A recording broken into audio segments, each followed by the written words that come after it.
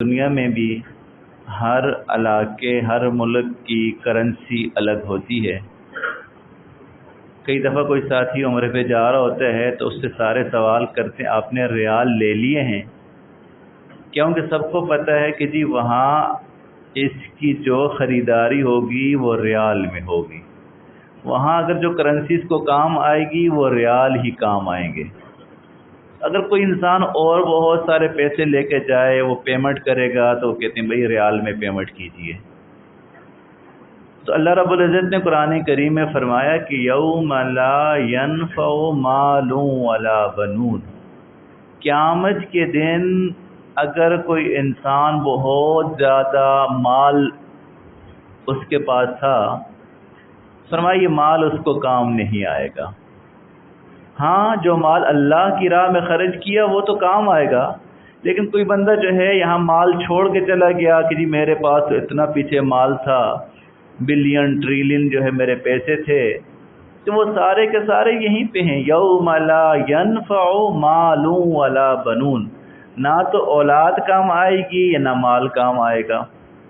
حدیث آتا ہے قرآن کریم میں آتا ہے انسان یہ چاہے گا کہ میں سارا کچھ دنیا جتنی بھی ہے دے دوں، عذاب سے اللہ مجھے چھٹکارا دے دیں، فرمایا ایسا نہیں ہو سکتا۔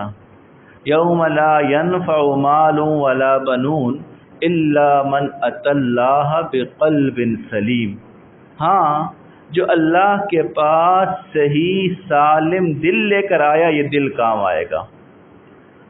تو دنیا میں جو ہے فیصلہ ہم ظاہر پہ کرتے ہیں، آپ کہتے ہیں یار اس نے امامہ باندھا ہوا ہے کوئی نیک ہوگا، یہ نماز پڑھتا ہے نیک ہوگا۔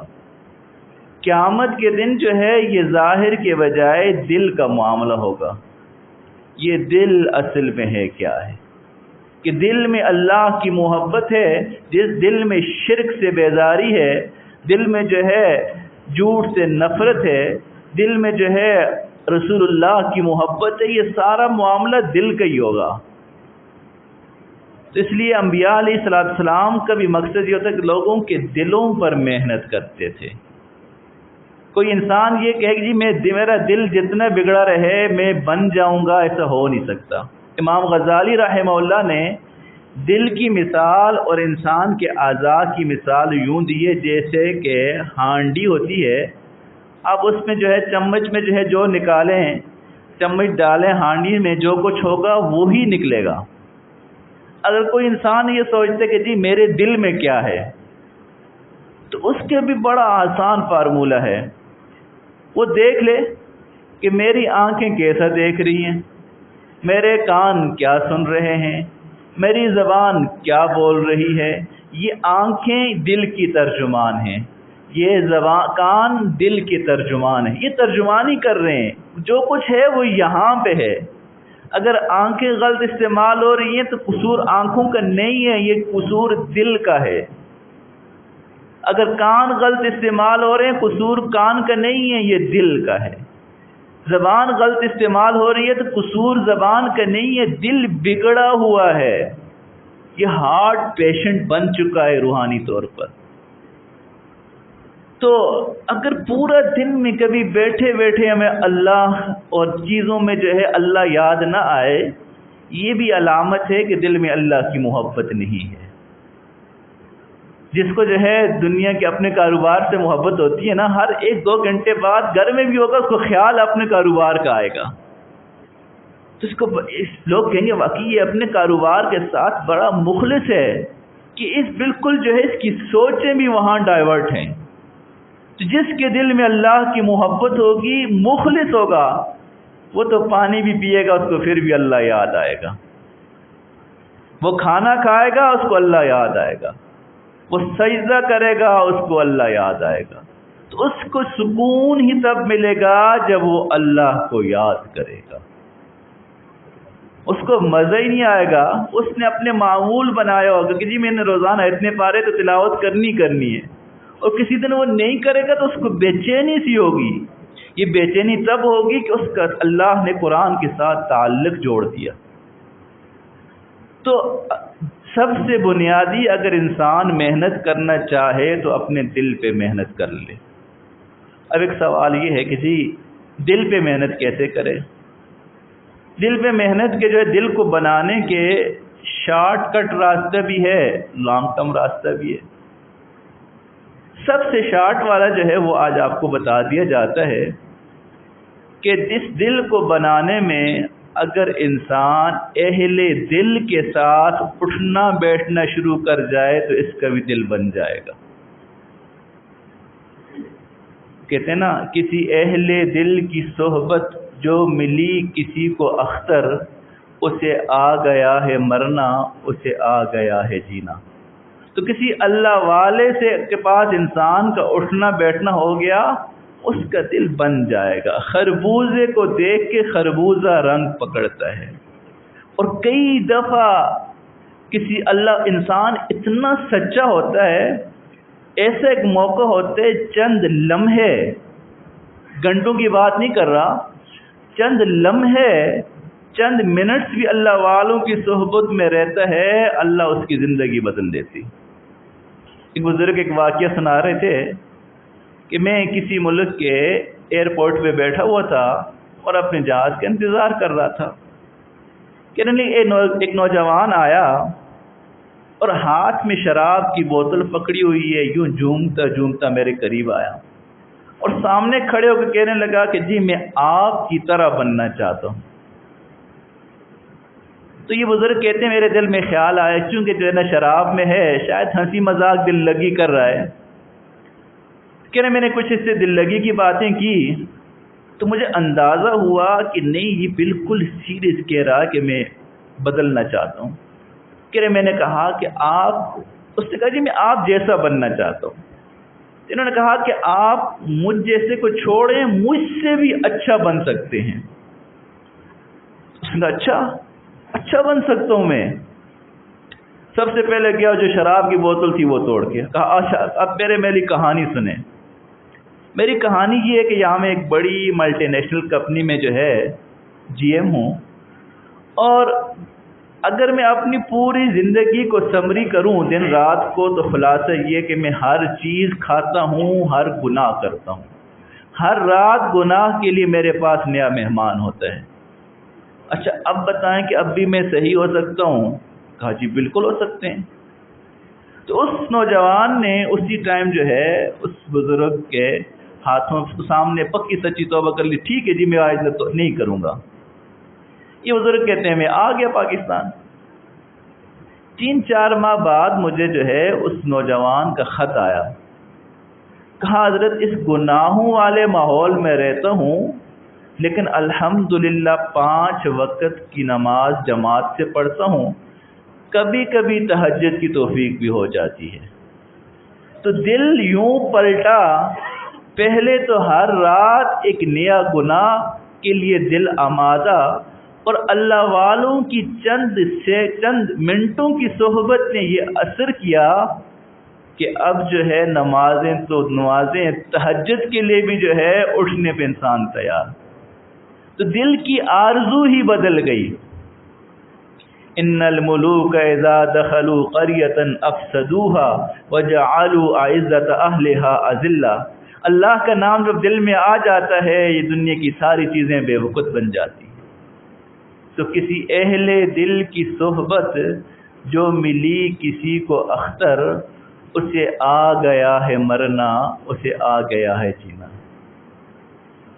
وہ کہتے ہیں نا 2-4 دن گزاریے کسی اہل دل کے ساتھ، یا 2-4 دن گزارے کسی اہل دل کے ساتھ، نظر میں بس گئی ہیں قیامت کی شوخیاں۔ تو انسان کے دل میں اللہ اور اس کی رسول کی محبت پیدا ہونے کے لیے شارٹ راستہ یہ ہے کہ اللہ والوں کی صحبت میں آ جائے۔ مفتی شفیع صاحب رحمہ اللہ کے ایک مشہور مقولہ ہے، کہتے ہیں میں حضرت تھانوی صاحب رحمہ اللہ کے پاس گیا، میں نے کہا حضرت یہ جو شاعر لوگ ہیں نا، یہ تھوڑا سا جو ہے نا بات کو یوں بڑھا چڑھا کر پیش کرتے ہیں۔ کہ جی کیا پیش کرتے ہیں؟ کہ شاعر کہتے ہیں یک زمانہ صحبت با اولیاء بہتر است 100 سالہ طاعت بے ریا۔ کسی اللہ والے کی تھوڑی دیر کی صحبت یہ 1000 سال کی بے ریا عبادت سے افضل ہے۔ تو حضرت جو ہے نا یہ یعنی تھوڑی دیر کی صحبت اور ادھر 1000 سال کی بے ریا عبادت سے افضل کیسے ہو سکتی ہے؟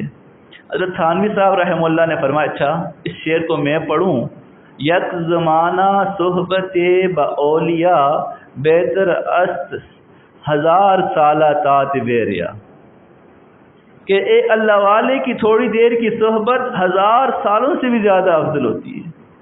پھر حضرت نے سمجھایا کہ مسئلہ یہ ہے کہ جی انسان عبادت کرتا ہے، اس پہ کوئی گارنٹی نہیں ہے کہ عبادت قبول ہوگی یا نہیں ہوگی۔ بڑے بڑے عبادت گزار یوں جو ہے شیطان کے شکنجے میں آ گئے، لیکن جو اللہ والوں کے ساتھ ہوتا ہے اس پہ گارنٹی ہے کہ اللہ ان کو بدبخت نہیں بنائے گا۔ حدیث مبارکہ میں آتا ہے، جو مشہور روایت ہے، چند لوگ بیٹھ کے اللہ کو یاد کرتے ہیں، جب مجلس ختم ہوتی ہے تو اللہ فرشتوں سے پوچھتے ہیں کہ میرے بندے جو ہے کیا مانگ رہے تھے؟ اللہ وہ کیا کر رہے تھے؟ اللہ آپ کو یاد کر رہے تھے۔ کیا انہوں نے مجھے دیکھا ہے؟ اللہ دیکھا تو نہیں۔ اچھا یہ بتاؤ مجھے دیکھ لیتے تو پھر کیا کرتے؟ فرمایا اللہ آپ کو دیکھ لیتے تو پھر تو اور شدت سے یاد کرتے۔ حال کیا ہوگا ان کا بھلا تیری دید کے دن، جن کا دل جوش میں آئے ہے تیرے نام کے ساتھ۔ جب وہ رب کو دیکھ لیں گے پھر یاد کرنے کا تو مزے کچھ اور ہوگا۔ وجوہ یومئذ ناظرہ، بہت سارے چہرے قیامت میں کھلے ہوئے ہوں گے، الی ربہا ناظرہ، اپنے رب کا دیدار کر رہے ہوں گے۔ کیا جو ہے وہ زندگی کا سب سے حسین انسان کا دن ہوگا، اپنے رب کا دیدار کر رہا ہوگا۔ یہ آنکھیں تو اللہ نے بنائی اسی لیے ہیں۔ تو اللہ والوں کی صحبت جو ہے یہ تھوڑی دیر کی صحبت بھی کئی سالوں کی عبادت سے بہتر ہوتی ہے۔ اور یہ ایسی محفل ہے، حدیث مبارکہ میں آتا ہے، جہاں مانگی ہوئی ہر دعا کو اللہ کہتے ہیں فرشتوں گواہ رہو، تم گواہ رہنا، انہوں نے جو کچھ مانگا تھا میں نے ان کو عطا کر دیا۔ تو گویا کہ جہاں انسان جو ہے جمع ہو جاتے ہیں اللہ کو یاد کرنے کے لیے، وہ محفل اللہ کو اتنی پسند ہے کہ انسان کی بگڑی بن جاتی ہے۔ تو چند لمحے کی محفل، چند دن کی محفل انسان کی دل کو یوں پلٹ دیتی ہے۔ مشہور واقعہ جو آپ لوگوں نے بارہا سنا بھی ہوگا، جگر مراد آبادی کا رحمہ اللہ، ان کی اپنے دور میں ایک عروج تھا اور شراب بہت پیتے تھے اور غضب کی پیتے تھے۔ کسی مشاعرے میں ان کی ملاقات خواجہ عزیز الحسن مجذوب رحمہ اللہ سے ہو گئی۔ یہ خواجہ صاحب تھے تو دنیا پڑے ہوئے، لیکن اللہ والوں کی صحبت بھی میسر تھی۔ حضرت تھانوی صاحب رحمہ اللہ کے خلفاء میں سے تھے۔ تو مشاعرے میں ملاقات ہو گئی تو انہوں نے خواجہ صاحب سے پوچھا، خواجہ صاحب کیا حال ہے آپ کا؟ تو خواجہ صاحب نے کہا کہ پینشن ہو گئی ہے، کیا بات ہے اپنی، اب دن بھی ہے اپنا اور رات ہے اپنی، کیا پوچھتے ہو میرے دن رات کا عالم، ہر وقت ہی رہتا ہے ملاقات کا عالم۔ حیران ہو گئے کہ جی اتنی محبت کہاں سے لے کے آئے، ہر وقت ہی جو ہے یاد یار میں جو ہے دل بسا ہوا ہے۔ کہا جی میں حضرت کے پاس جاتا ہوں۔ اب ان کے دل میں بھی شوق آیا کہ جی میں بھی جاتا ہوں، لیکن کئی دفعہ لوگ ڈر رہے ہوتے ہیں، یار میں اللہ والے کے پاس گیا تو وہ تو پابندیاں لگا دیں گے، اس لیے انسان دور ہی بھاگتا ہے۔ کہا میں وہاں جاؤں گا لیکن میری ایک شرط ہے۔ شرابی شرط لگا رہا ہے اللہ والے کے پاس جانے کے لیے کہ میں وہاں جا کے بھی شراب پیوں گا۔ تو حضرت سے پوچھا، حضرت نے کہا کہ بھائی مسجد میں تو نہیں ٹھہرا سکتا، گھر میں ٹھہرا لوں گا، وہاں یہ پیے۔ تو ایک شرابی جو ہے اللہ والے کی خدمت میں پہنچ گیا، وہاں گیا، حضرت کے بیانات سنے، ایک محفل، دوسری محفل، تیسری محفل، حتیٰ کہ 4-5 دن گزر گئے، وہ چیز دل میں یاد ہی نہیں آئی۔ 5 دن کے بعد اب جب رخصتی کا وقت آیا تو حضرت نے فرمایا، انہوں نے فرمایا حضرت جا رہا ہوں، کچھ دعائیں کروانی ہیں۔ اب دیکھیں جس کی پہلے یہ شرط تھی کہ شراب پیوں گا، اب دعا کون سی کروا رہا ہے۔ حضرت پہلی دعا یہ کر دیجئے اللہ میرا خاتمہ ایمان پر فرمائے۔ کہا بہت اچھا۔ اگر دوسری دعا یہ کر دیجئے یہ شراب کی لعنت مجھ سے چھوٹ جائے، اب بہت اچھا۔ حضرت تیسری دعا یہ کر دیجئے کہ میرے چہرے پہ بھی سنت آ جائے، واپس آ گئے۔ اب سب چیزوں سے کنارہ کش ہو گئے، شراب بھی چھوڑ دی۔ اب لوگوں کو پتہ چلا کہ جی جگر بدل گیا ہے، جگر مراد آبادی کی زندگی بدل گئی ہے۔ وہ یقین نہیں کرتے تھے کہ یہ انسان ساری دنیا بدل سکتی ہے، یہ نہیں بدل سکتا، اس کی تو زندگی کسی اور ٹریک پہ تھی، یہ کیسے بدل سکتا ہے۔ دور دور سے لوگ آتے تھے اس کو دیکھنے کے لیے کہ واقعی جگر مراد آبادی بدل گیا ہے۔ اس کے اوپر بھی انہوں نے ایک شعر کہا، چلو دیکھ آئیں تماشا جگر کا، سنا ہے وہ کافر مسلمان ہوا ہے۔ تو بیمار ہو گئے، بیمار ہونے کے بعد ہسپتال چلے گئے تو ڈاکٹروں نے کہا کہ آپ نے یہ کیا کیا، اچانک ہی یہ فیصلہ کر لیا کہ آئندہ گناہ نہیں کرنا، چھوڑ دیا۔ تو آہستہ آہستہ چھوڑتے کیا ڈاکٹر صاحب اچھا یہ بتائیں، میں اگر آہستہ آہستہ شراب چھوڑتا تو مزید کتنا عرصہ زندہ رہتا، کہ یہی 15-20 سال اور زندہ رہ لیتے۔ جس کی زندگی 50 سال ہو گئی ہو تو اس کی مزید کیا ہے، کچھ بھی نہیں ہے۔ کہا مجھے 15-20 سال پہلے جانا منظور ہے، اللہ کی نافرمانی منظور نہیں ہے۔ تو یہ اللہ والوں کی صحبت جو ہوتی ہے یہ دل کی خواہشات کو یوں بدل کے رکھ دیتی ہے۔ بہت سارے والدین کئی دفعہ یہ کہتے ہیں کہ جی کوئی وظیفہ بتائیں، میرے بچے بگڑ گئے۔ کوئی وظیفہ نہیں ہے، ایک ہی وظیفہ ہے، اپنے بچوں بگڑے بھی تو بری صحبت سے بگڑے ہیں، بنیں گے تو نیک صحبت سے بنیں گے۔ اچھی صحبت وہ ہمارے لیے بھی ضروری ہے، ہمارے بچوں کے لیے بھی ضروری ہے، ان کی ایمان کی حفاظت کے لیے اچھی صحبت ضروری ہے۔ اس لیے اپنی زندگی میں جہاں جہاں موقع ملے اچھی صحبت کا، اچھے لوگوں کے پاس بیٹھنے کا، اس کو غنیمت سمجھیں، معمول بنا لیں کہ جی ہم نے جو ہے ہفتے میں ایک دن تو یہاں گزارنا ہے۔ تو اسی اچھی صحبت میں ایک الحمدللہ ہمارے ہاں جو ہے مسجد اطاعت مہران ٹاؤن میں ہر سال اجتماع ہوتا ہے، اور چونکہ یہ ایک تصوف کا اجتماع ہوتا ہے، اس میں ذکر اذکار ہوتے ہیں اور اصلاحی بیانات ہوتے ہیں، روحانی بیماریوں کو جو ہے انسان کی ہائی لائٹ کیا جاتا ہے۔ تو چونکہ قریب بھی ہے، سارے ساتھی دور دور سے لوگ آئیں اور قریب والے نہ آئیں۔ جمعے کی دوپہر سے شروع ہوگا نماز سے، اتوار کی صبح 10 بجے دعا ہے۔